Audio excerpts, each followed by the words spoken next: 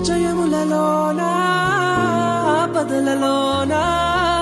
నాతోనే ఉండి ఆదరించావయ్యా నష్టాలలోనా నిరాశలలోనా నా వెంట ఉండి నన్ను నడిపావయ్యా ఏ చోటనే